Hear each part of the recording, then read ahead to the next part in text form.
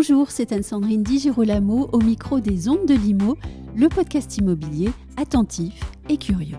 En ces temps quelque peu mouvementés pour la politique en France, j'ai souhaité interroger François-Emmanuel Borrell quant à son rôle auprès du défenseur des droits sur le sujet de la lutte contre la discrimination. Un vieux sujet, me direz-vous ? L'expertise et le recul de ce professionnel engagé au sein de l'UNIS sur une question qui reste d'actualité car en constante évolution est toutefois précieuse. À titre personnel, je retiens ses propos sur le handicap. Vous me direz ce qui vous a le plus intéressé. François-Emmanuel Borrell, bonjour. Bonjour Anne-Sandrine. Vous êtes le délégué de l'UNIS auprès du défenseur des droits. Première question, en quoi consiste votre rôle auprès de cette instance ? Je représente la présidente, j'ai cet honneur-là et je l'ai fait également sous le précédent mandat de président. C'est la représentation du métier et plus particulièrement de l'expression du professionnel qui est auprès d'une instance qui est administrative indépendante et afin de recueillir à la fois de notre expertise, notre ressenti sur les actions que le défenseur doit mener et contribuer, collaborer en fait à l'établissement de ces outils. Est-ce qu'il y a aussi un rôle de modération, par exemple, peut-être un rôle de tampon entre les professionnels et cette administration ? Alors, dans la perception qu'ils peuvent avoir du terrain, oui. Mais ce que je dois reconnaître aux équipes du défenseur des droits, c'est un extrême professionnalisme, une indépendance et une hauteur de vue en fait, sur le sujet. On est dans un sujet social qui est extrêmement fondamental pour la cohésion de notre société et ils ne viennent pas avec du dogmatisme ou justement des idées préconçues.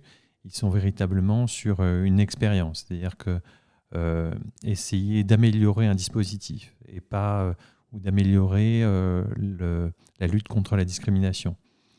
C'est pas un objectif avec un résultat. Oui. Pour eux, c'est une obligation de moyens. On sait très bien qu'on ne peut pas renverser les choses du jour au jour et qu'il faut du temps, qu'il faut de la pédagogie. Et on peut reconnaître en ça le fait qu'il n'y ait pas nécessairement de notre part à venir atténuer les démarches qu'ils puissent faire. En cela, ça doit être passionnant au fond de regarder la société et de jouer un rôle certain dans son évolution aussi. Quand nos syndicats professionnels ont vocation à revendiquer le statut de tiers de confiance, il est indispensable d'être irréprochable sur certains sujets et la lutte contre les discriminations en fait partie. Il est fondamental, je pense, dans nos missions d'être dans ces sujets-là et de faire preuve, nous, là pour le coup, d'une obligation de résultat. Nous ne devons pas discriminer. Discriminer est un délit. Il n'y a pas de sujet là-dessus et c'est la légitimité qu'on entend avoir, elle est fondée justement sur ces principes-là. Alors vous l'avez dit, les professionnels de l'immobilier sont en fait très sensibilisés sur la question de la discrimination, d'une part avec des actions de communication, mais aussi des obligations de formation. Est-ce que ces actions mises en place notamment par les syndicats comme l'UNIS, portent leurs fruits dans la réalité des cabinets ? Est-ce qu'on peut mesurer les évolutions ? Alors, je veux le croire. Déjà parce que nos collaborateurs sont beaucoup plus issus de la diversité que ne le sont nos clients. Donc, bien évidemment, ils portent une parole qui peut être même personnelle sur un ressenti. Eux sont souvent locataires.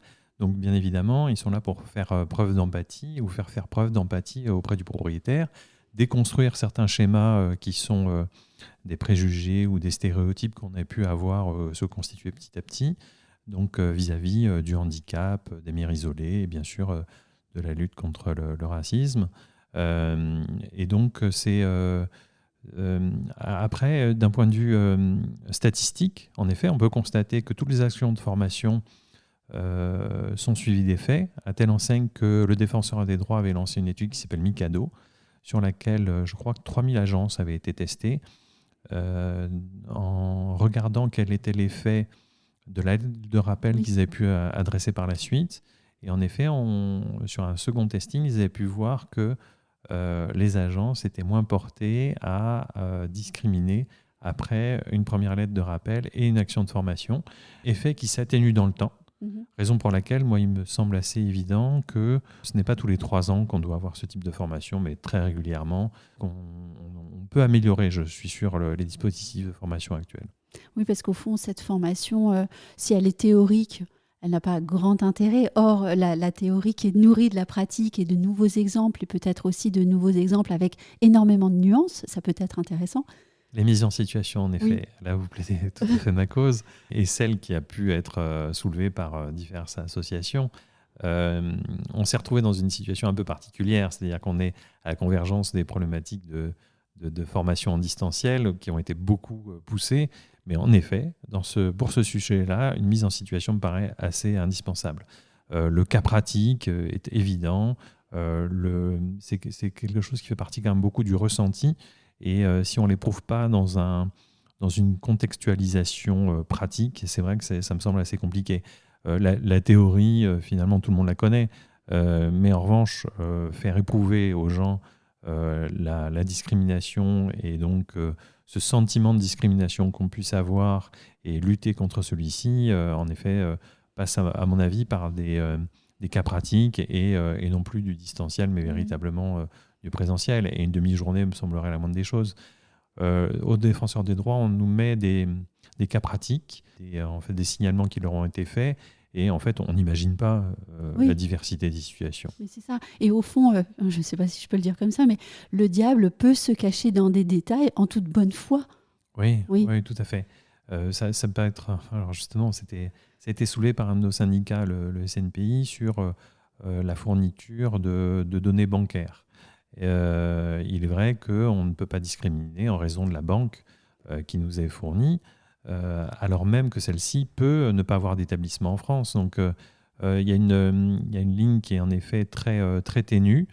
Et comme je vous le disais, ce n'est pas seulement la discrimination, c'est éventuellement la perception que la personne peut en avoir en face, c'est-à-dire la façon dont on l'exprime.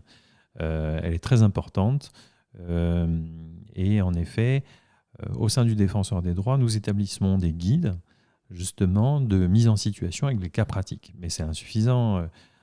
Pour autant, encore cet après-midi, nous travaillons sur le sujet de concert avec eux.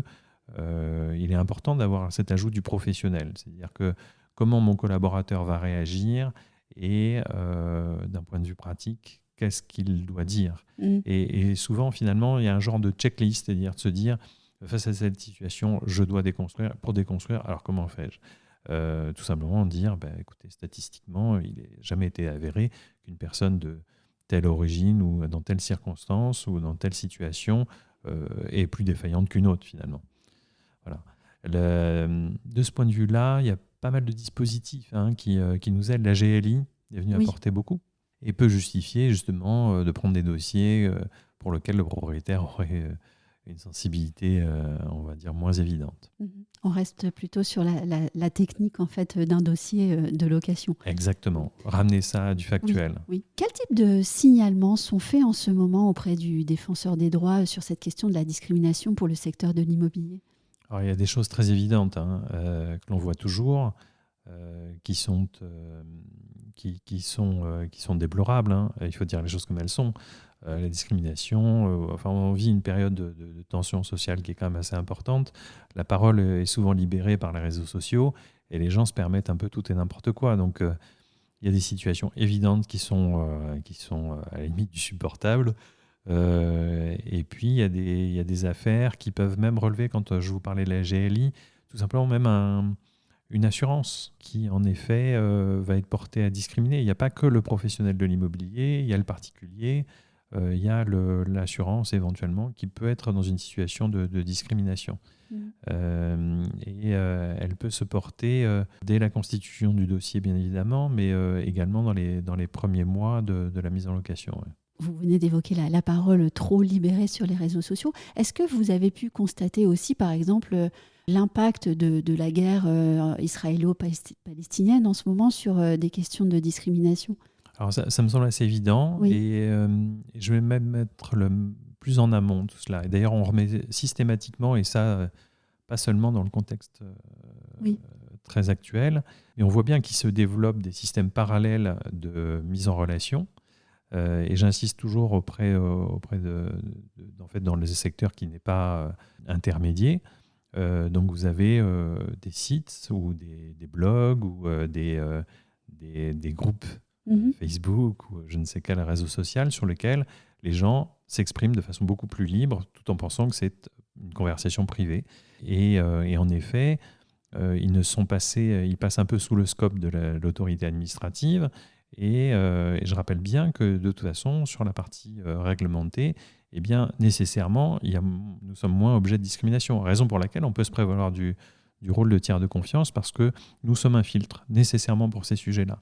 Et il est vrai que, je ne vais pas citer des groupes, mais qui sont un entre-soi, dans lequel assez ouvertement il y a la discrimination. Il remonte peu aux défenseurs des droits, mais bien évidemment, je pense que c'est la majorité des cas. On a parlé tout à l'heure du rôle très actif joué par les syndicats. J'ai quand même une question un peu plus politique à vous poser.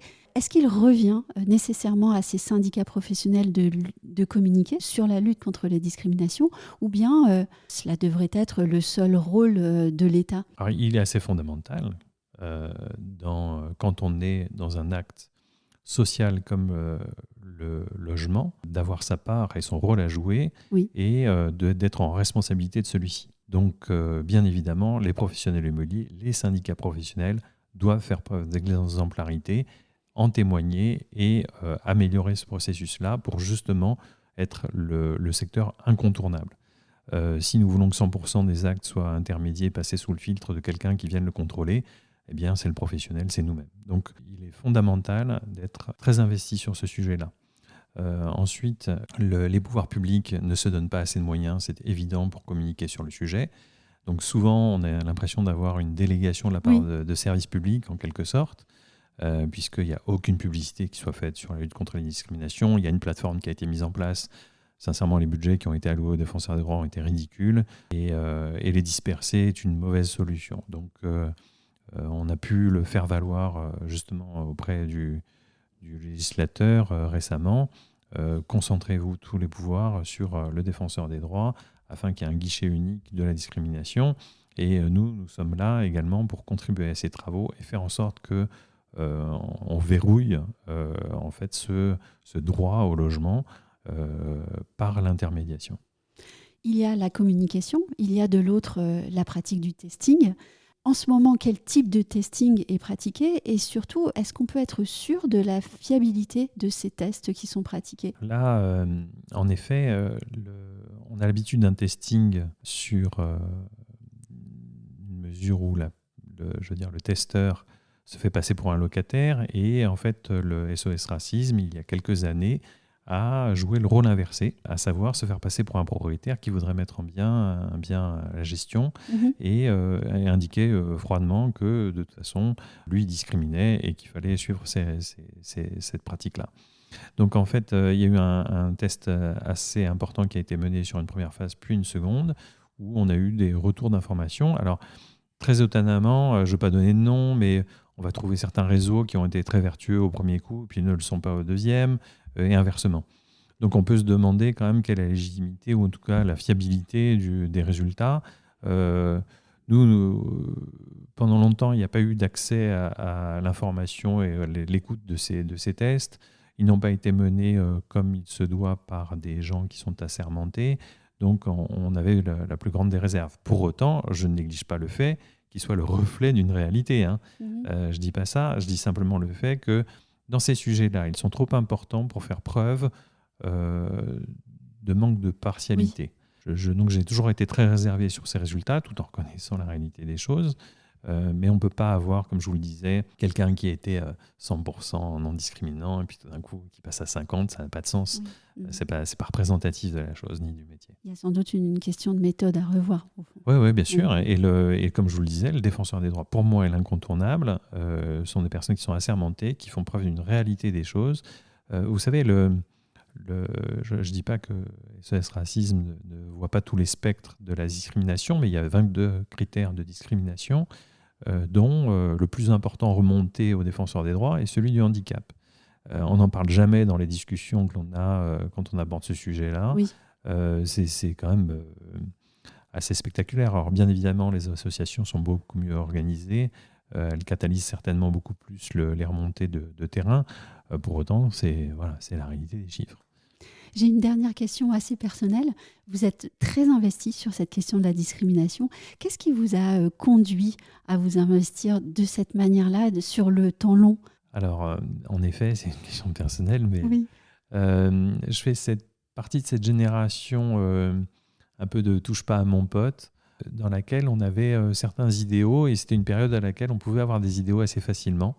Maintenant, c'est certainement beaucoup plus compliqué, mais on avait l'impression que la vie d'après serait différente. Comme j'ai toujours un peu cet espoir-là, je vis avec cette préoccupation, et c'est comme l'action syndicale d'une façon générale. Oui. En fait, si on n'y met pas sa pierre à l'édifice, eh bien, ça ne sert à rien de critiquer, ou ça ne sert à rien de se dire et de se morfondre en regardant la situation, en baissant les bras.